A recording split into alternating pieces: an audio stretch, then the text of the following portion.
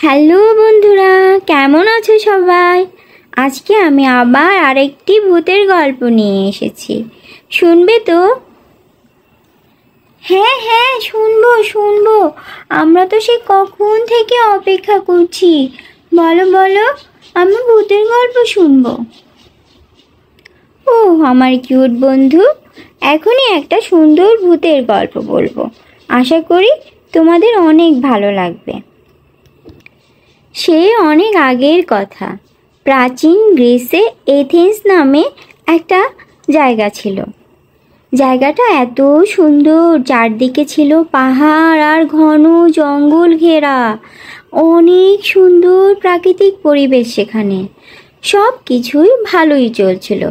গ্রামের মানুষজন সবাই ভালো ছিল, কিন্তু বিপত্তি বাঁধলো একটা পুরনো বাড়ি নিয়ে। সেই পুরনো বাড়িতে অনেক দিন কেউ থাকে না। তো কোনো একজন সওদাগর সেই বাড়িটি কিনে নিল থাকার জন্য। কিন্তু তিনি তো সওদাগর, তিনি কি আর ওই বাড়িতে থাকবেন? উনি কি করলেন, বাড়িটি একটা লোককে থাকতে দিয়ে উনি ওনার ব্যবসায়ের কাজে বাইরে গিয়েছিলেন। তো কি হয়েছে শুনো। ওই বাড়িতে ওই রাতে যখন ওই লোকটি থাকলো, যাকে থাকতে দিয়েছে আর কি, তখন রাতের বেলা কি যে হয়েছিল ওনার জীবনে আল্লাহ মালুম। লোকটির মৃতদেহ পাওয়া গিয়েছিল সকালবেলা। ওনার সাথে কি হয়েছে কেউ বুঝতে পারছে না। গ্রামে সবাই বলা বলি করতে লাগলো ওই বাড়িতে ভূত আছে। কিন্তু এইভাবে, তাই বলে এভাবে একটা লোক মরে যাবে, ভাবা যায়? সবাই অনেক ভয় পেয়ে গেল। ওই বাড়িতে কেউ যেতে চাইলো না। ওই ব্যবসায়ী যখন গ্রামে ফিরে এসে এই কথা শুনলো, তার তো মনটা ভীষণ খারাপ হয়ে গেল। এরপর কি হলো, ওই ব্যবসায়ীর কাছে একজন সৈনিক আসলো। সে একটা কাজে এসেছিল আর কি। সৈনিকটা এসে ব্যবসায়ীকে বলল, আচ্ছা এখানে কি থাকার জায়গা হবে? আমার না ভীষণ প্রয়োজন, শুধু একটা রাত থাকতে দিলেই হবে। এমনিতেই সেই বাড়িতে একটা লোক মরে গিয়েছে, কাজেই ব্যবসায়ী ভাবল আচ্ছা এই সুযোগটা নিয়েই নি, দেখি ওকে থাকতে দিয়ে থাকতে পারে কিনা। তাহলে ভাববো আগের লোকটা নিশ্চয়ই কোনো অসুখ বিসুখ ছিল, হয়তো হার্ট অ্যাটাকেই মরে গিয়েছে। যাই হোক, সে সৈনিকটাকে বলল, হ্যাঁ হ্যাঁ থাকতে পারবে, কোনো সমস্যা নাই। সৈনিক তার কাপড় চোপড় নিয়ে এসে ওই বাড়িতে উঠল। কিন্তু কি আবার, সেই রাতে সে থাকতে পারল না। চিৎকার চেঁচামেচি করে বাড়ির উঠোনে এসে অজ্ঞান হয়ে গেল। পরের দিন গ্রামবাসীরা তাকে উদ্ধার করে নিয়ে গেল হসপিটালে। হসপিটালে নেওয়ার পরে সেই লোকের জ্ঞান ফেরার পরে যা বলল, সে কথা শুনে তো গ্রামবাসীর চোখ কপালে উঠে গেল। রাতে সে যখন বিছানা ঠিক করে বিছানায় গিয়ে ঘুমাতে গেল, তখন নাকি তার মাঝরাতে ঘুম ভেঙে গিয়েছিল। একটা অদ্ভুত চেহারার, বিশাল দেহের একটা বৃদ্ধ, গলার ভিতরে হাতের ভিতরে পায়ের ভিতরে তার শিকল বাঁধা। সেই শিকল নিয়েই সে হাঁটতে হাঁটতে তার কাছে এসে গিয়েছিল। সে তার বীভৎস লাল টকটকে চোখ আর তার গায়ে জড়ানো শিকলের শব্দে কোনো রকম ও বাবা গো মা গো বলে দৌড়ে এসেছিল। উঠোন পর্যন্ত এসেই বেচারা অজ্ঞান হয়ে গিয়েছে। এই হচ্ছে ঘটনা। সবাই গ্রামবাসীরা শুনে সিদ্ধান্ত নিল ওই বাড়িতে কেউ যাবে না, কেউ থাকবে না। ব্যবসায়ী ভাবলো, হায় হায় হায়, কি ভুল করেছি, এই বাড়িটা কিনে যে করেই হোক এই বাড়িটা বিক্রি করতে হবে। কিন্তু তাই বলে কি হয়, কেউ বাড়িটা কিনতে চায় না। শেষে একটা দার্শনিক এলো ওই বাড়িতে থাকতে। দার্শনিকরা তো বোঝোই, সব কিছু ওরা যুক্তি তর্কের মাধ্যমে বিশ্লেষণ করে। একটা কিছু ঘটলেই সেটা তারা মেনে নেয় না, সেটা কেন হলো, কী কারণে হলো, সেটা ওরা খুঁজে খুঁজে বের করে তারপরে ওরা একটা সিদ্ধান্তে আসে। তো সেই দার্শনিক ব্যবসায়ীর কাছে প্রস্তাব দিল যে সেই বাড়িটি কিনতে চায়। এই কথা শুনে ব্যবসায়ী তো তাধিন তা, কারণ এতদিন তো কারো কাছে সে বাড়িটা বিক্রি করতে পারছিল না। বলা যায় পানির দামে ব্যবসায়ী সে দার্শনিকের বাড়িটা দিয়ে দিল। যাই হোক, দার্শনিক তো বাড়িতে এসে উঠল, কিন্তু ভয়ে একটা কাজের লোকও আনতে পারলো না। অনেক টাকা সাধলো, কিন্তু কেউ রাজি হলো না সেই বাড়িতে থাকার জন্য। এখন কি হবে? সেই দার্শনিক নিজেই খেটে খুঁটে অনেক কষ্ট করে সেই বাড়িঘর পরিষ্কার করলো। তারপরে তার জিনিসপত্র একটা রুমে সুন্দর করে গুছিয়ে রাখলো, বিছানাটা ঠিক করলো, কর্পূর দিয়ে সারা ঘর পরিষ্কার করলো যেন সাপ খোপ না আসতে পারে। বলা তো যায় না, এতদিন ধরে পরিত্যক্ত ছিল বাড়িটা।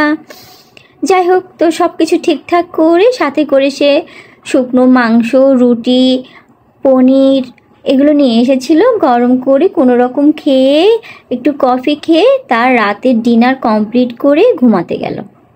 ঘুমানোর সময় সে তার মাথার কাছে জানালাটা খোলা রাখলো, কারণ ঘরের ভিতরে তো গরম, ফ্যানটা লাগানো হয়নি। জানালা খোলা থাকলে একটু বাতাস আসবে। শুয়ে পড়ার একটু পরই ওর ঘুম চলে এলো। ও আর কি করবে, নাক ডেকে ঘুমাতে শুরু করলো। কিন্তু গভীর রাত 1টা কি 2টো বাজে।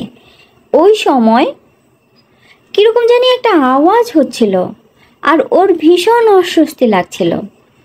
দার্শনিক বোঝার চেষ্টা করলো ওভাবে শুয়ে থেকে যে কেন ওর অস্বস্তি লাগছে, কিসেরই বা আওয়াজ হচ্ছে। দূর থেকে কেমন যেন একটা শেকলের মতন আওয়াজ হচ্ছে। ও চুপ করে ওভাবেই পড়ে রইল। ধীরে ধীরে সেই আওয়াজটা বাড়তে লাগলো। ঘরের বাতাস যেন ভারী হয়ে আছে, আশেপাশে কোথাও যেন কোনো বাতাস আসছে না। ঘরের ভিতরে যেন বাতাস ঢোকা বন্ধ হয়ে গিয়েছে। পাখির ডাক, পোকা মাকড় কোনো কিচ্ছু যেন ভয়ে ঘরের ভিতরেই নাই। এখন ও ভিতরে ভিতরে ভয়ই পেয়ে গেল এবং চুপ করে শুয়ে রইল।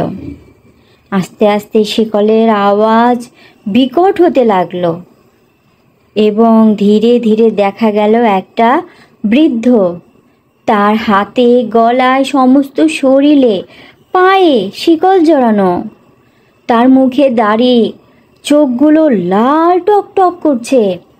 সে ধীরে ধীরে কাছে এসে ওকে কি যেন বলতে চাইলো, হাতগুলো সামনে এগিয়ে দিচ্ছিল। তার ভীষণ রাগ, এরকম একটা ভাব। এরপর হঠাৎ কি হলো, বৃদ্ধ লোকটি আস্তে আস্তে পিছনে সরে যেতে লাগলো।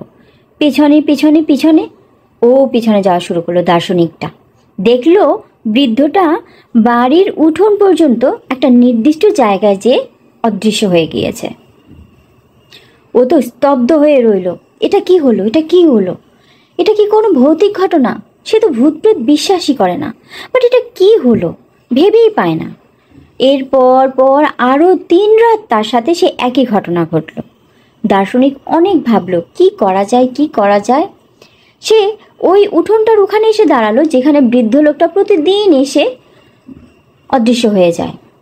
নিশ্চয়ই কিছু বলতে চাইছে ওকে, এটাও ধরে নিল। এবং একদিন সে ভূমি অফিসে গেল, সেখানে সব ঘটনা খুলে বলল। যেহেতু সে মোটামুটি নাম করা দার্শনিক, তারা সব কথা বিশ্বাস করলো। অন্য কোনো সাধারণ লোক এসব বললে বিশ্বাস করতো না, বাট সে তো একজন বিখ্যাত মানুষ, তাই না?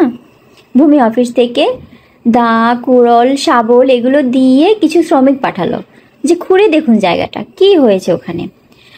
ওরা এসে যখন খুঁড়লো, বেশি না, মাত্র 3-4 হাত খোঁড়ার পরই বেরিয়ে এলো সেই বৃদ্ধ লোকটির লাশ।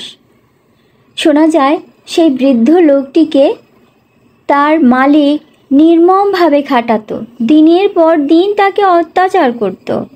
একদিন এতই অত্যাচার করলো যে তাকে শিকল বেঁধে হাত, পায়ে, গলায় ভালো করে শিকল জড়িয়ে মাটির নিচে তাকে জ্যান্ত মাটি চাপা দিল এবং বৃদ্ধ লোকটা দুর্ভাগ্যজনকভাবে ওভাবেই মরে গেল। সে কথা জানাবার জন্যই সে সবার কাছে আসতো। এটা দার্শনিক শুনেছিল গ্রামের একটা বৃদ্ধ লোকের কাছে। সবাই তো আর এই ঘটনা জানতো না। তারপর থেকে দার্শনিক তার জীবনে ওই বাড়িতেই থাকতে লাগলো, কারণ ওইটাতে এরপর আর কোনো সমস্যা হয় নাই। অনেক সময় অনেক অতৃপ্ত আত্মারা তাদের জীবনে এমন কিছু হয়েছে যেটা তার সাথে অন্যায় হয়েছে সেটা বলার জন্য মানুষের কাছে আসে, কথা বলতে চায়। এটাই হচ্ছে ঘটনা। ওই বৃদ্ধ আত্মার শরীরটাকে যখন তুলে তারা ভালো মতো সৎকার করে কবর দিল, তারপর সে এসে আর কাউকে বিরক্ত করলো না। এই হচ্ছে আজকের ভূতের গল্প। আশা করি তোমাদের ভালো লেগেছে। কি বলো বন্ধুরা, তোমাদের ভালো লেগেছে? লেগেছে লেগেছে, আবার কিন্তু গল্প শোনাতে হবে। হ্যাঁ হ্যাঁ, অবশ্যই অবশ্যই তোমাদের আমি গল্প শোনাবো। আচ্ছা, ভালো থেকো বন্ধুরা, আর আমাদের সাথে আবার গল্প শুনতে এসো, ঠিক আছে? আল্লাহ হাফিজ, ভালো থেকো বন্ধুরা, বাই বাই, টাটা।